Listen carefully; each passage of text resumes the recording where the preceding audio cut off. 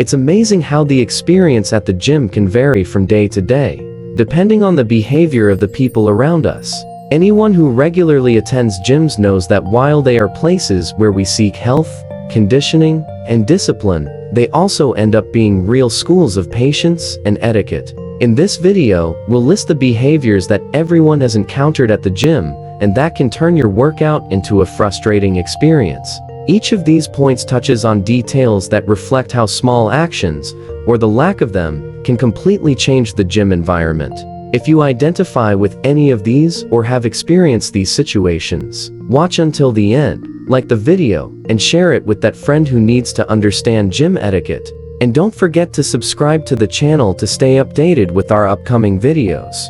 Let's start with the basic point, but one that seems to be forgotten by many: using a towel during your workout. This simple item is essential, and anyone who has ever entered a gym knows how important it is for hygiene. But how many times have you gone to use a machine only to find it soaked with sweat?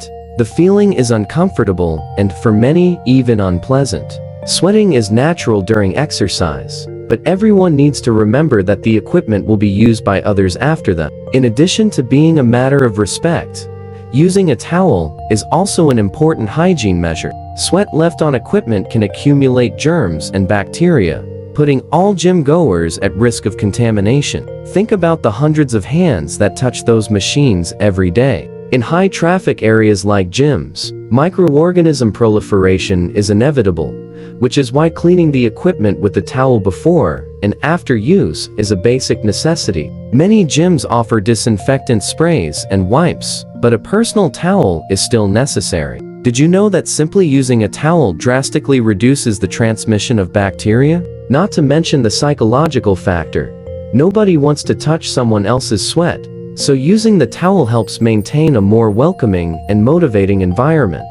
Another common behavior, which is almost universal in gyms, is the practice of reserving equipment with personal items like water bottles, towels, or even phones, while the person disappears for several minutes.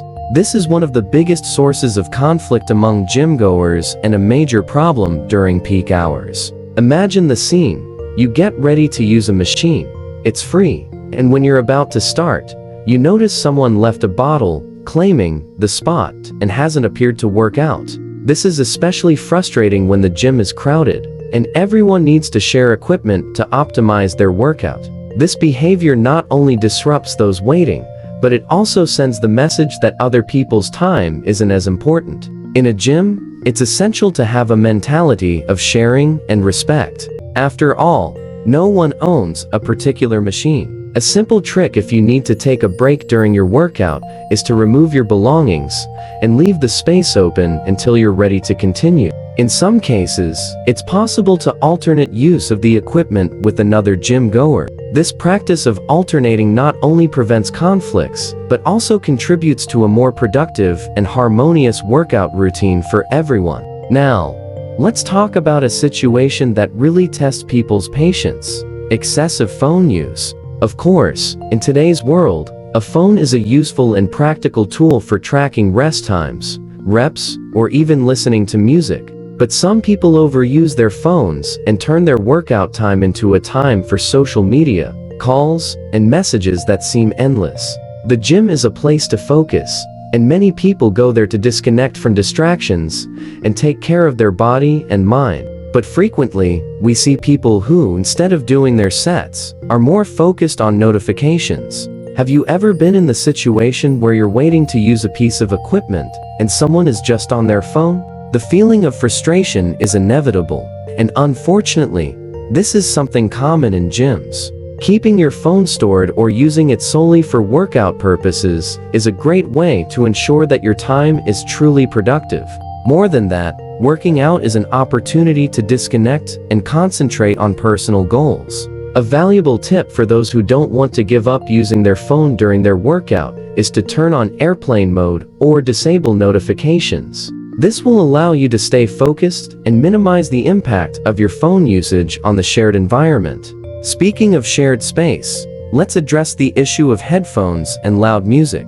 Everyone knows that a good playlist can be extremely motivating, but listening to music too loudly can disturb others.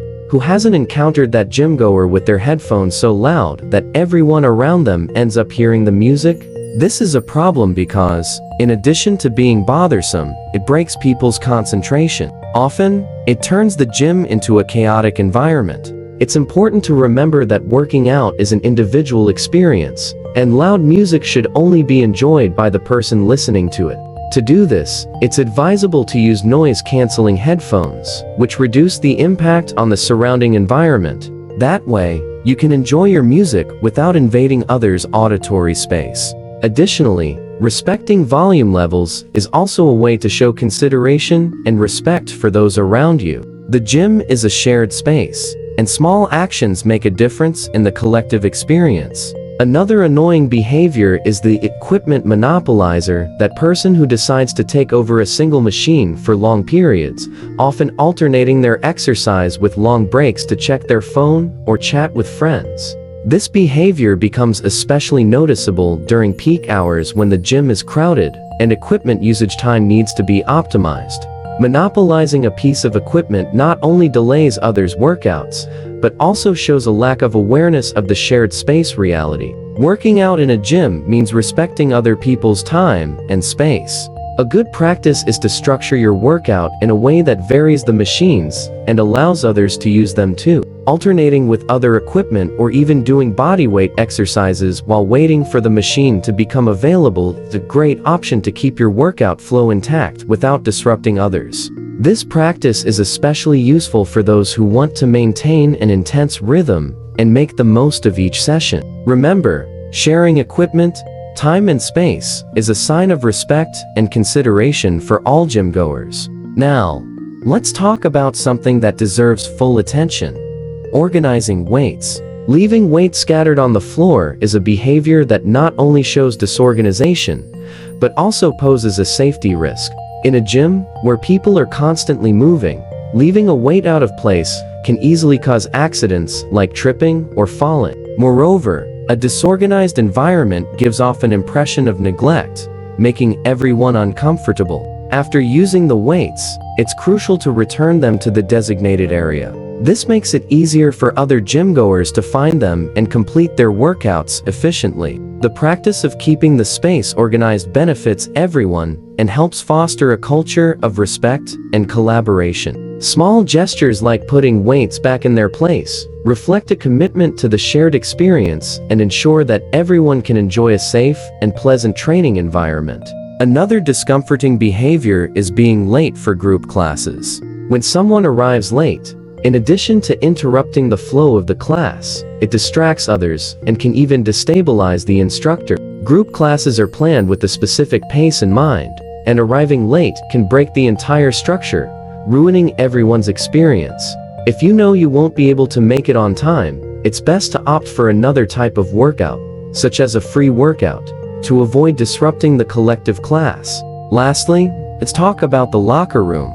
Many people treat this space as a private area, but it is actually a shared environment where everyone must be mindful of maintaining order and respect. It's not uncommon to find wet towels spread around, clothes left on the floor, and even personal belongings occupying more space than necessary. This lack of organization creates an unpleasant environment, making it harder for everyone to use the space and causing unnecessary discomfort. Keeping the locker room organized and not leaving personal belongings lying around ensures that everyone can use it comfortably and without embarrassment. More than just a place to change, the locker room is a space where consideration for others is crucial. Small acts of respect in the locker room, such as organizing your belongings, help create a harmonious and welcoming environment for everyone. After all, the locker room is a transition space where the workout experience is completed, and it's always better to finish that moment in a clean,